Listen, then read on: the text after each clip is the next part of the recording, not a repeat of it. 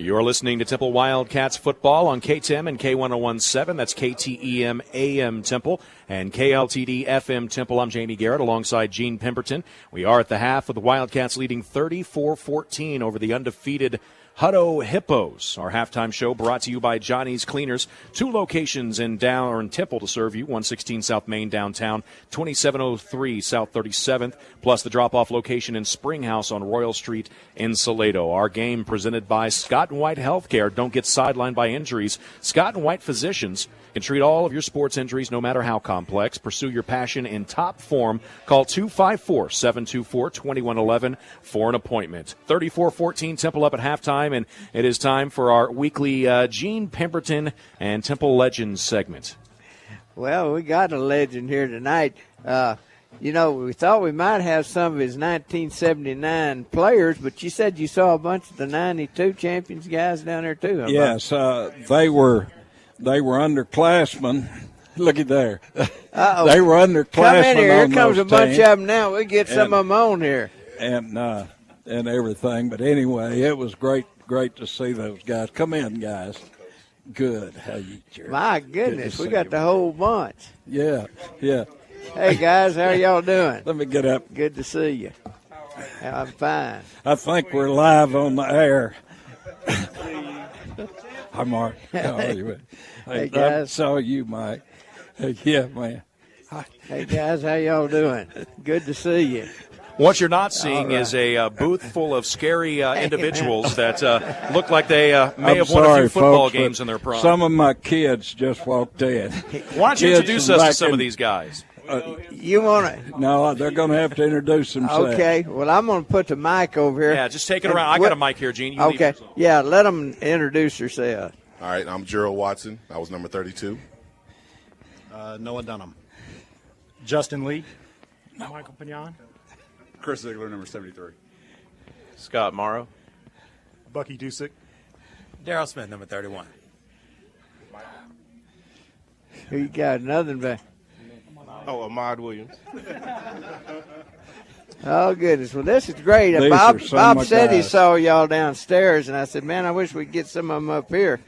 But we're just talking about, the 79 team, it gave up 92 points in the whole season.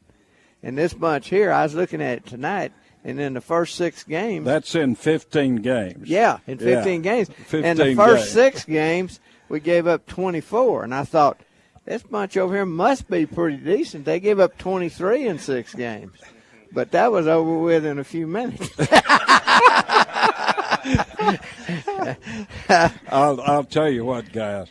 The Wildcats are good. Now, our opposition, we've not played Judson and Permian and some of those kind of folks.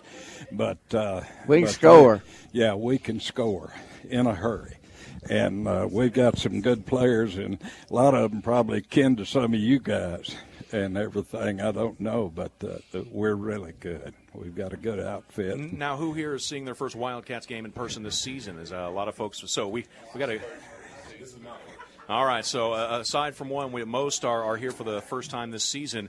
Talk about the changes in the last, 22, 23 years now, especially on the offensive side of the ball. Well, Gerald was a running back, so let him talk about it. On the offensive side, You played with Jeff Carr, did you? Did you play with Jeff? With his daddy? With his daddy? Okay, some of you did, and this little guy, Duke Jeff was a Westward. great cornerback to daddy, and this little guy can scoot, I'll tell you that. He is a good player. Yeah, pass that on that's to right. Justin. Well, I can remember Chad, playing for the little Temple Falcons and watching him grow up. Sure. Through junior high at Lamar. Sure. And seeing him now, I tell you what, he's blossomed into a heck of a football player. Yeah. And I tell you what, so have the rest of that offense. And the defense has stepped up. Where's Dunham at? He already lead. There's Noah. What do you think about the defense here? I just watch the linebackers. I don't watch anything else. Noah likes to watch people get hit. Yeah. Noah was a great linebacker for us. Bucky Dusick, Brad Dusick's boy, and I hadn't seen Bucky, I don't believe, since he graduated. And it's so good. Tell us where you've been, Buck. Oh, I've been a couple places since Temple. I moved to Houston and then across the pond to London and was living there for a couple of years. Working for a company you might have heard of called Enron. Okay. And I was with the Astros, and me and your daddy was talking about you working for Enron. and lived in D.C. and Chicago as well before moving to Dallas, and have been there for 9 years. Well, welcome home. Thanks. It's good to be home. Boy, it's great to see you, Buck. It really is. What about Smitty's? He got anything to say?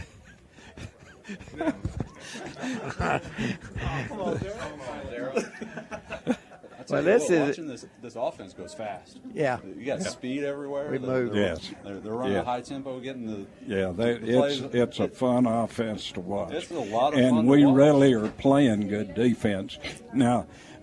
Good defense anymore. I think if any of you watched TCU and Baylor the other day, and TCU has a renowned defense and everything, and it was 61 to 59. 58, 58-59. But anyway, I wouldn't want to coach defense in this day and time the way offenses are. Well, up until this year, we had several years where, if we won, it was 71 to 68. But we're starting to stop people now. Yeah, we really are. And we're getting better players on defense, and the program is maturing and everything. Coach Spradlin's doing a very good job of bringing this program along. And, the way we got good is developing them all the way from the 7th grade up. And actually, I think we started brainwashing them in the 6th grade, And every once in a while, I'd go to elementary school with a pair of blue front, white back pants and tell those kids that these things are magic. And some of you guys made them that way, I'll tell you for sure. Bob, I want to mention these guys here because we buried a really good old Wildcat today. And, he watched these kids play for 100 years. He's always out there. He come with Rex Hawkins every time when Rex was. Are you talking about Howard Aycock? Yeah. Okay. And he was buried today. But Howard, he watched every game y'all ever played. And it's ironic we're losing some great Wildcats. Yeah. And, well, I tell you what, I would like to personally thank you guys for all that you did for this community, for everything that you contributed. People have only if you went through it would people realize how hard you kids worked. Yeah. Because you worked hard and you paid a very dear price, and the only folks that worked harder were you coaches, and you know that. Not physically probably, but we spent a lot of time at it, and I think I've always felt like if you teach a kid how to work, then he's got a chance in this old world. And I really believe that. And I want you to know that we're very proud of you and we love you. And what a deal. What an experience we've shared, I'll tell you for sure.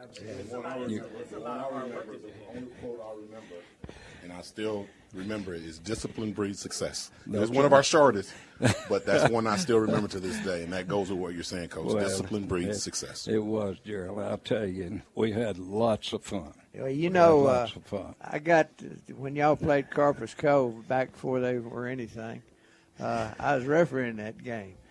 And I just want to know, if you were refereeing that game, did you sing the Temple School song before the game? No, I didn't, but two of them in my crew did, John Gill and George Eubanks, and I said, y'all shut up, we're refereeing this game.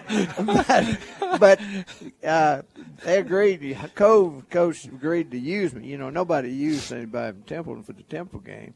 But it was a funny situation because y'all could have scored 100 that night.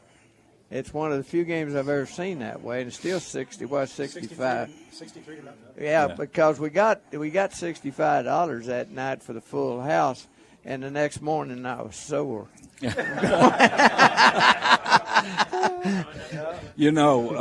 of the Cove coaches back in the day when they started to come back was Hal Mummy. And Hal Mummy later was head coach at Kentucky. And Hal is one of the pioneers of this offense that we're running. He's one of the pioneers. And I can remember when he was coaching at Cove High School, and I told him, I said, Hal, I said, one of these days you're going to look up and you're going to be in a big job. And he proved me right, because he did get a big job and did a good job. But he is really a pioneer in this hurry up, and the throwing offense and everything. Well, I got to get Jamie the mic back because he's got those. I got to say, Gene, I moved here in 2004, 10 years ago, so I don't have a deep history with Temple, but I can tell you right now, this group of people right here with Bob McQueen, seeing a lot of these players, some of these players for the first time in 22, 23 years, special moment. We're going to get some pictures tweeted out a little bit later on at KTM News on Twitter of some of the pictures of the halftime show here, because there's a lot of legends in this room, and it was, even for a guy like me that hasn't been here forever, this is great to see. So thank you guys very much for coming out. And we'll take a quick break. We'll come back here in a couple of minutes, continue with the halftime show brought to you by Johnny's Cleaners, and it's on KTM and K1017.